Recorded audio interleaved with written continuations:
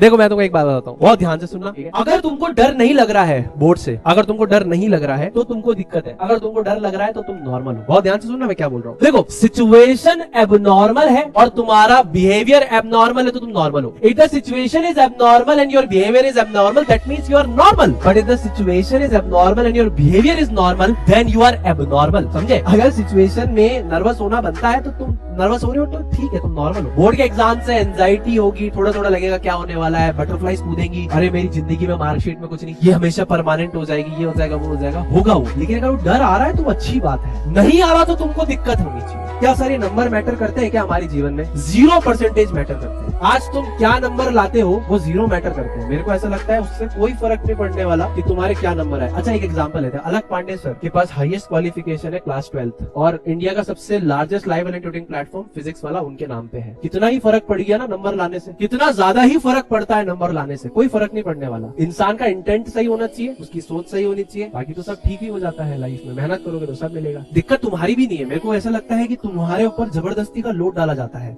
School जाओ 8 घंटे बर्बाद करो, स्कूल जाओ 8 घंटे बर्बाद करो और फिर आके ट्यूशन पे पढ़ो। क्यों? स्कूल में पढ़ा दो ना। स्कूल में ही अगर हमारे स्कूल इतने स्ट्रांग हो जाएं तो हमारा बच्चा घर आने के बाद गिटार बजा सकता है, वो कोडिंग सीख सकता है, वो बच्चों के साथ खेल सकता है। लेकिन नहीं, वो 8 घंटे स्कूल में उसका वक्त बर्बाद करेंगे, उसका टाइम वेस्ट करेंगे, उसको होमवर्क देंगे, उसको बोलेंगे भैया तू ये कर, एक्टिविटी कर, फलाना ढिमकाना, पढ़ाएंगे नहीं उसको। माँ बाप से वहां भी पैसे लिए जाएंगे, फिर वो माँ बाप डर के ट्यूशन भी भेजेंगे, फिर बच्चा ट्यूशन भी आएगा, वो स्कूल जाएगा, फिर ट्यूशन जाएगा, फिर सो जाएगा और देश का कोई कल्याण नहीं होगा। क्यों? क्योंकि हमारा एजुकेशन सिस्टम ही ऐसा है, क्योंकि वो नौकर ही तो बनाना चाहता है। हम नौकर ही तो है सब। क्या बनाना चाहते हैं मुझे बताना। तुम्हारा लाइफ का एक इंटेंट क्या है? अभी 10th पास करके अच्छे नंबर ले आऊं, 11वीं 12वीं में IIT JEE की तैयारी करूं, IIT जाऊं, अच्छी नौकरी लगे।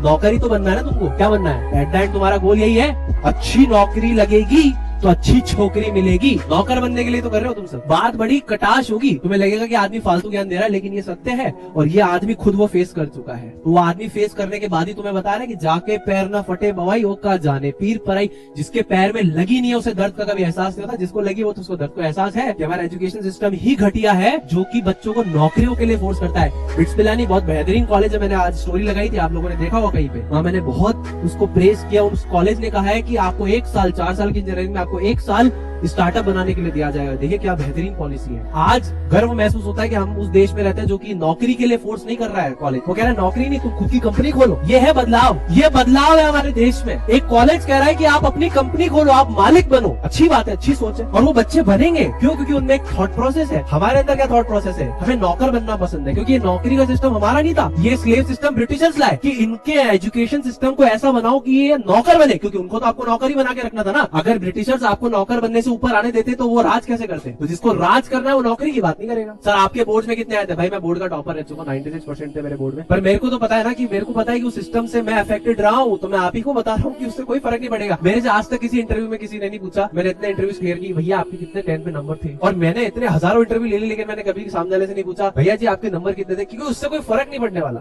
एट द एंड किस चीज से फर्क पड़ता है? क्या नंबरों से फर्क पड़ेगा? नहीं। अगर कोई इंसान आपको बोल रहा है कि नंबरों से फर्क पड़ रहा है तो आपको बेवकूफ बना रहा है। नंबरों से फर्क इतना पड़ेगा कि आपको एक अच्छा कॉलेज मिल जाएगा, लेकिन कॉलेज में जाने के बाद भी मेहनत करनी पड़ती है। कॉलेज में जाके मेहनत नहीं करोगे तो कुछ नहीं होगा। तो हर चीज का एट द एंड गोल है हार्डवर्क, है ना। ये नंबर किस लिए है मेरे को बता दो। नंबर का क्या एडवांटेज है? बस 60% क्या होगे 10वीं में, तो एजुकेशन लोन के लिए एलिजिबल हो जाओगे। भारत सरकार के बैंक तुमको जितने नेशनलाइज बैंक के लोन दे देंगे बस। बाकी तो फिर घर में पड़ी रहती है मार्कशीट, उससे क्या फर्क पड़ता है? कोई फर्क नहीं पड़ने वाला भाई कि तुम्हारी मार्कशीट में क्या है, तुम इंसान कैसे हो, ज्यादा फर्क पड़ता है ना। देखो यार पेरेंट्स तो चिल्लाते हैं, मैं समझता हूँ, मेरे साथ भी था, सबके साथ ही होता है, संसार है। हमारे माता पिता एजुकेशन सिस्टम को फोकस करते हैं, क्योंकि दिक्कत ये है कि हम मिडिल क्लास फैमिली वाले लोग हैं। हमारे लिए ऐसा होता है कि जीवन का परिवर्तन सिर्फ भारत में एजुकेशन से आ सकता है, इसलिए वो लोग परेशान रहते हैं।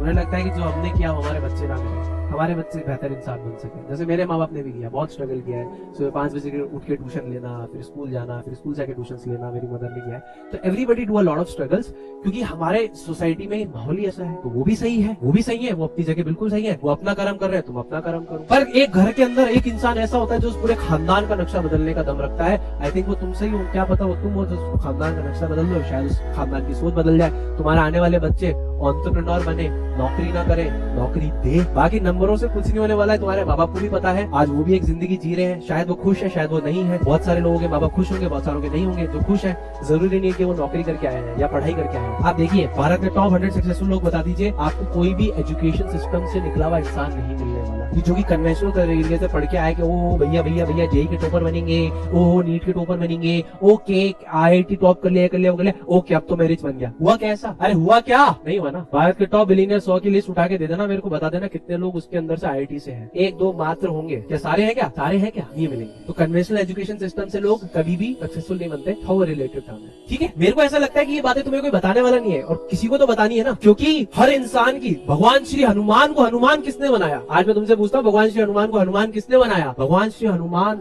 जो तुम्हारे हनुमान जी है ना, उनको हनुमान जी बनाया श्री राम ने। वो तो एक वानर थे, उनका जो बिहेवियर था वो वानरों जैसा था। उन्हें जिंदगी का रियलाइजेशन कराया भगवान श्री राम ने।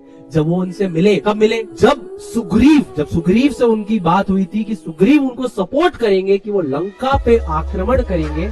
या लंका का तब पता नहीं था, उन्हें पता था कि हमें 4 डायरेक्शंस पे सीता माता को ढूंढना है, और सुग्रीव ने वादा किया था, है ना, भगवान श्री राम से वादा किया था कि हम करेंगे। अब जब वो जाने वाले थे तो वहाँ पे वर्षा ऋतु आ गई, तो उन्होंने कहा कि भाई वर्षा ऋतु आ गई, वर्षा ऋतु के बाद ढूंढेंगे। तो तब तक हनुमान जी, जब तक वर्षा ऋतु चल रही तब तक तो भैया हमारे सुग्रीव महाराज तो अपना अंदर डांस वांस देखते रहते थे। हनुमान जी भगवान श्री राम के साथ रहते थे, तो उन्होंने सब भगवान श्री राम से सीखा। अब मैं तुमको ये नहीं कह रहा कि मैं श्री राम हूँ, पॉसिबल नहीं है हमारे लिए भगवान राम बनना। मैं बता रहा हूँ कोई ना कोई इंसान आएगा जो तुम्हें कुछ ना कुछ शायद ज्ञान की बात बता के चला, और वो तुम्हें ढूंढना है कि वो तुम्हारी जिंदगी में कौन है। You have to search for that person. ये मैं टाइम दे रहा हूँ, शायद हमारे लेक्चर का टाइम जा रहा है, बट आई थिंक ये ज्ञान जिंदगी को ट्रांसफॉर्म करने के लिए बहुत जरूरी है। मेरे को भी किसी ने दिया था, तो शायद बहुत सारे बदलाव आए। आई थिंक आपको भी कोई दे रहा है, तो आपकी जिंदगी में बदलाव आ जाएगा। क्योंकि तुम्हारे साथ जो हो रहा है ना, मुझे पता है वो जाती हो रही है। एज एन एजुकेटर मुझे पता है कि तुम्हारे साथ जाती हो रही है, and I can feel that thing, ठीक है। ऐसा नहीं कि मुझे पता नहीं, मुझे सब पता है भाई, मैं तुम्हारे दर्द को समझ सकता हूँ।